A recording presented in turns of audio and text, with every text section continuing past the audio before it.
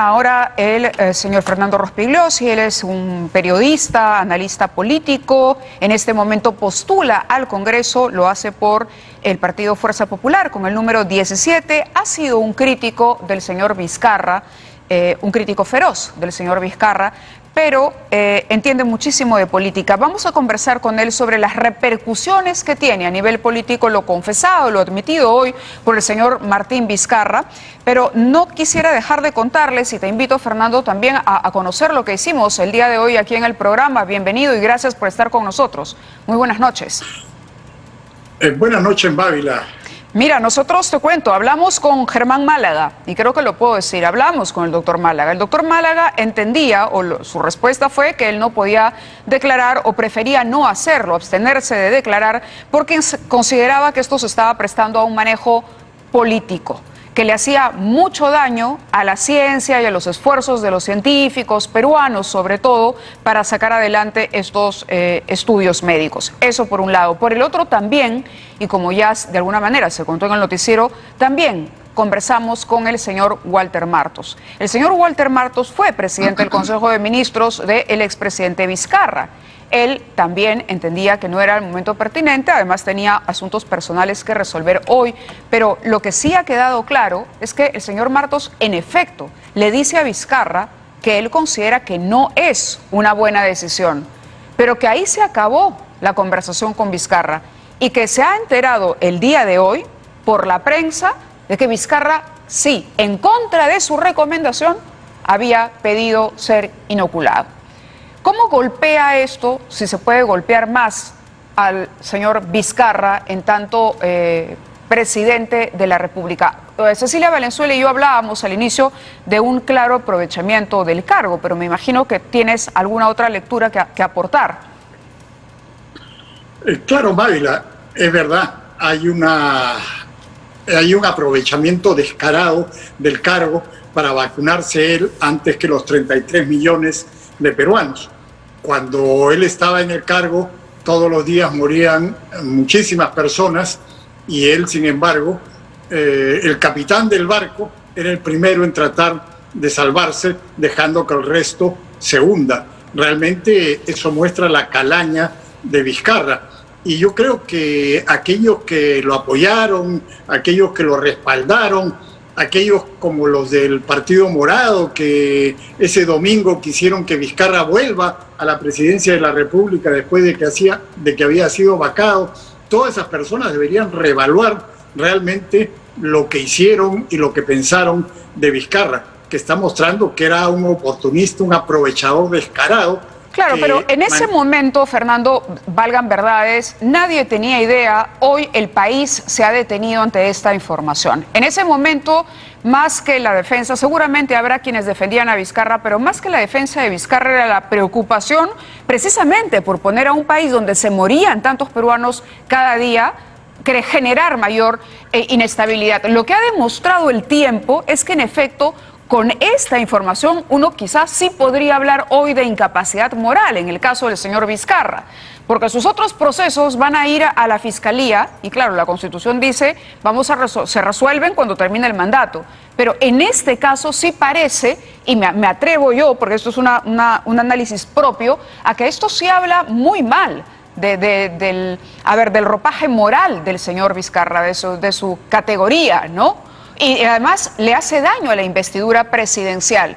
O sea, pero claro, va a haber un costo político, ¿tú crees?, sobre su candidatura, sobre la candidatura del señor Salaverry. ¿Cómo se mueven nuevamente las fuerzas acá? ¿Los morados saldrán golpeados por haber expresado un apoyo a la no vacancia?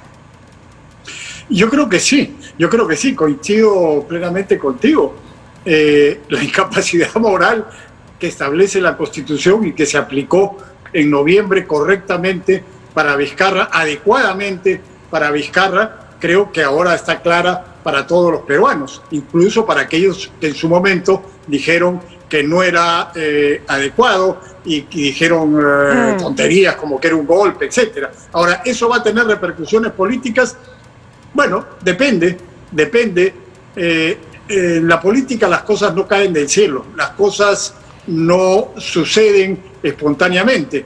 Depende cómo se interprete esta situación, depende cómo los actores políticos, los medios de comunicación interpreten esta situación y qué interpretación transmitan al público. En mi caso, yo creo que es evidente que ha habido un aprovechamiento absolutamente indebido de su cargo para vacunarse él, para vacunar a la esposa, no solamente él.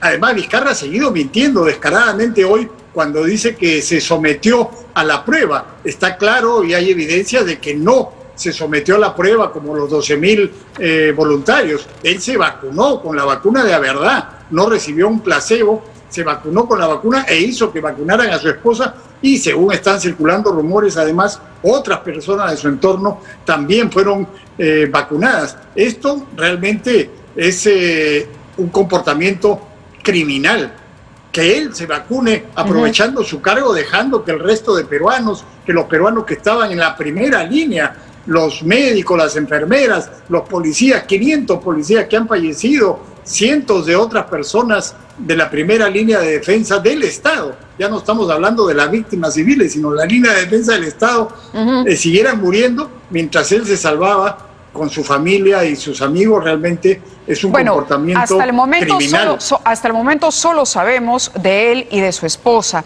Probablemente quien conozca más detalles y en algún momento los revelará, porque aquí veo que El Comercio ha logrado entrevistar al doctor Germán Málaga, sea él que estaba a cargo precisamente de los estudios de Sinopharm en nuestro país. Ahora, hay que hacer el disclaimer. Fernando Rospigliosi es un rival de Martín Vizcarra en la contienda electoral. ¿Correcto? Entonces, a ti también te conviene que Vizcarra se derrumbe, ¿no es cierto? No, mira, si yo el día de ayer hubiera empezado a criticar a Vizcarra, no.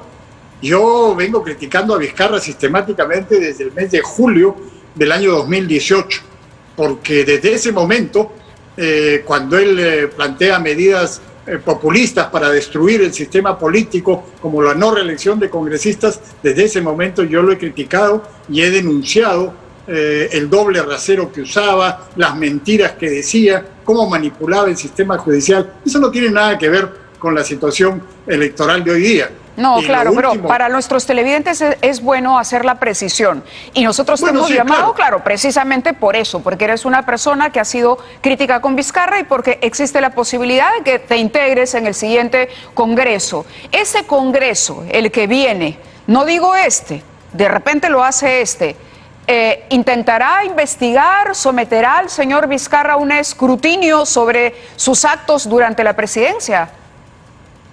Mira, yo supongo que sí, pero a mí me parece que tanto el siguiente Congreso como el siguiente gobierno a lo que tiene que dedicarse básicamente es a resolver los problemas del país, a resolver el problema de la salud, el problema de la economía y el problema de la seguridad, que son los problemas más acuciantes. Yo creo que el sistema judicial es el que tiene que investigar y eventualmente sancionar a Vizcarra. Ahora, el problema está, y eso es lo que te decía antes, que yo lo vengo señalando desde hace tiempo, que Vizcarra fue muy hábil y muy astuto para manipular el sistema judicial y poner en los cargos más importantes a gente allegada a él, que lo protegieron y persiguieron a sus adversarios. Por ejemplo, y eso estamos viéndolo ahorita con el Jurado Nacional de Elecciones.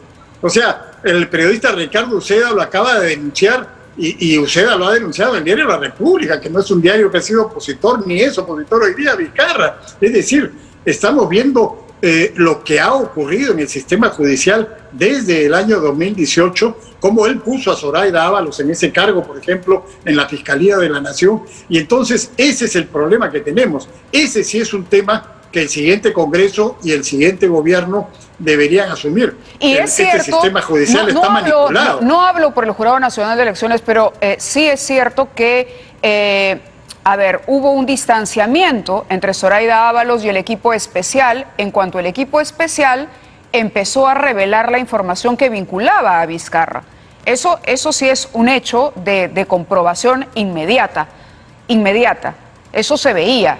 La señora, acá estuvo Rafael Vela, que nos lo decía además, La señora fiscal no le atendía las llamadas desde hacía un muy buen tiempo. Es decir, la llamaba el coordinador del equipo especial Lavallato y Zoraida Ábalos no levantaba el teléfono en el momento en que se destapaban estas investigaciones en contra de Vizcarra.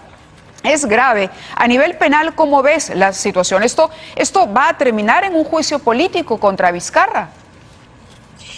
Yo espero que esto termine en un juicio en el sistema judicial. Mira, ¿hay elementos para llevarlo por este tema concreto de la vacuna a un nivel judicial o no? Yo creo que sí. Bueno, por lo menos, yo no soy abogado, pero por lo menos he visto, por ejemplo, que el doctor Carlos Caro ha publicado ahora varias declaraciones y ha puesto en el Twitter un largo hilo señalando cómo probablemente haya cometido algún delito. Sí. Pero yo creo que, y yo lo vengo diciendo desde hace tiempo, Vizcarra va a terminar preso si es que el sistema judicial funciona, porque los casos de corrupción de Moquegua, que ya se han hecho públicos a raíz de la investigación del fiscal Germán Juárez, son más o menos evidentes. O sea, está clarísimo que haya habido casos de corrupción muy importantes, que por el hecho de que él era presidente de la República fueron ocultados, demorados, pero finalmente han salido a luz. Entonces yo creo que por esos y por otros casos que ya se están investigando,